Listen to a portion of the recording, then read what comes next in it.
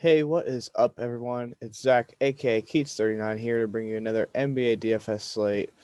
We're going to be doing things a little different. We're going to start covering, depending how it goes, we're going to start covering uh, the main showdown slate of slates instead of the main slate. We're still going to be covering the main slate in chat, but because of all the news that really decides the slate, it's kind of like wasting our time and your time, just because plays that are good at 1 o'clock when we make these videos are not the same plays that are going to be good at 6 o'clock. A lot of times we don't end up being able to play the guys that we talk about just because, like last night, say DeAndre Brembry and Kyle Lowry get rolled up for rest.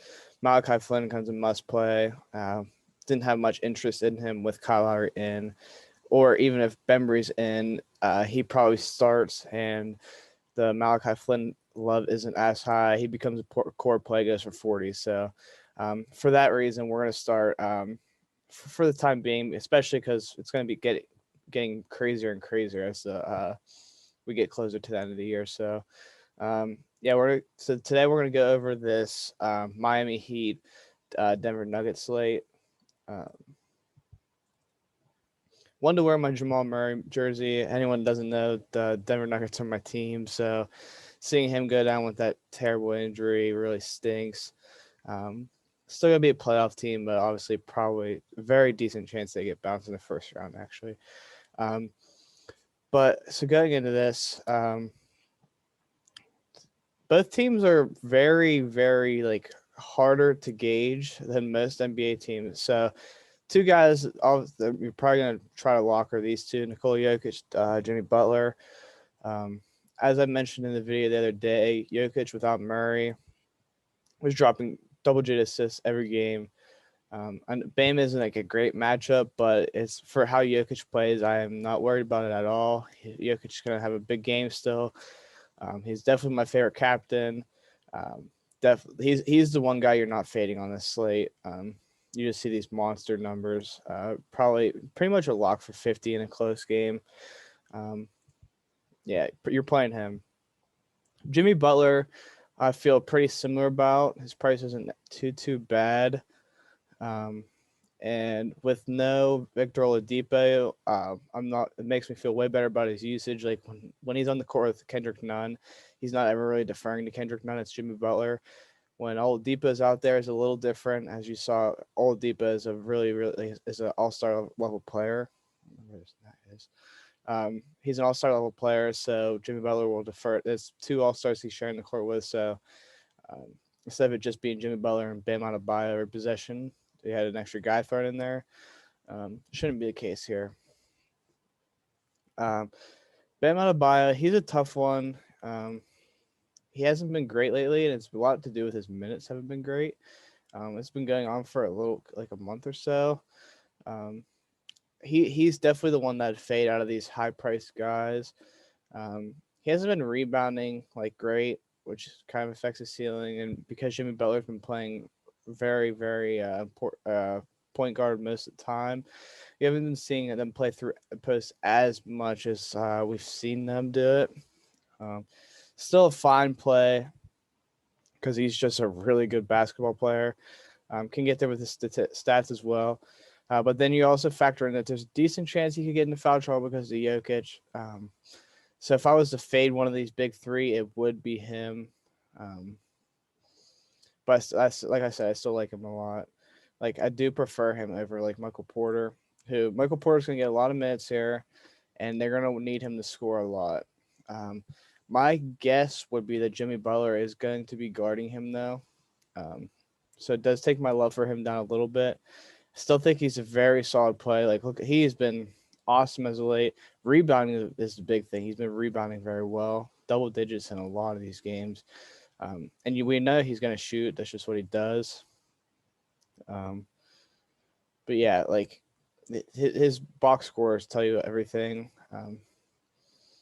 Scoring 35 in every game pretty much in the last double digits. And um, he like gets a big increase with no Jamal Murray. Like he is the number 2. Like he has to show up for Denver to have a chance in games.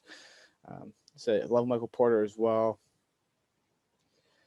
So these are the guys that are going to make it a little tougher. So I think Aaron Gordon is different when Jamal Murray was just missing games instead of not out for the year. Denver's going to have to try to change up something. I think something could be Aaron Gordon even handling the ball a little more than he has been in Denver, like with the second unit. I could see them switching that up some. I don't have interest in him in this showdown, but like as a GPP flyer or something that they could be trying, I don't hate that. But probably just a little overpriced. Mike Malone's been or said he's trying to like look at the minutes between Gordon, Millsap, JaMychal Green. Like he's playing around with that. And Porter, obviously. Porter's the one that's pretty much locked in the big minutes for the time being. But yeah, Aaron Gordon is someone who I think is going to get an increase as well with no Jamal Murray. So worth the GPP target. Will Barton, probably one of my favorite plays on the slate. He is going to so they'll start probably Campazzo. But Will Barton is going to be like their kind of like so the Denver Nuggets love to run that pick and roll with Jamal Murray, Nikola Jokic. Will Barton probably takes that over for a pretty decent part. We saw those games that he was missing. Will Barton was putting up 35 DK points a game, getting up 14, 15, 13, 16 shots. He's a good peripheral player. Like he's going to rebound. He doesn't do anything crazy in those departments, but you'll see him play on ball a little bit more than Jamal Murray instead of like this corner sitting that we saw last game. Really like Will Barton. That's pretty much it from that side. I guess the cheap guys, Monte Morris and Campazzo are both very good plays. I prefer Campazzo because it seems like they want to play him the more minutes. Like he gets the first shot. Monte Morris is a really good bench player though. Like he's a better scorer than Campazzo, so I think like that's part of the reason why that they've been starting Campazzo. Is that Monte Morris gives them more of like a 6-man, like gives you buckets type of guy. So I do think he's in play. But I do prefer Campazzo, who we saw 33, 28, 23 minutes. He's not. It's tough because like I would prefer him as well off the bench because he's a good passer, good pick. He's one of the better pick and roll players in the entire world. But with Nikola Jokic, they play through the post most of the time, so it kind of hurts. Like it's not really a great skill matchup. But with that said, he's a good scorer. He gets after it. So I don't know. More look, I might prefer Monte Morris. Both those guys are really good plays. More so, like people probably play them on the main slate. I don't have any interest in them on the main slate. Way more of a showdown play. PJ Dozier probably gets a minutes bump. He's in play for GPPs over the other two. Definitely the more upside. Monte Morris, I think, has the highest upside because if he gets hot, he'll stay in the game and ball.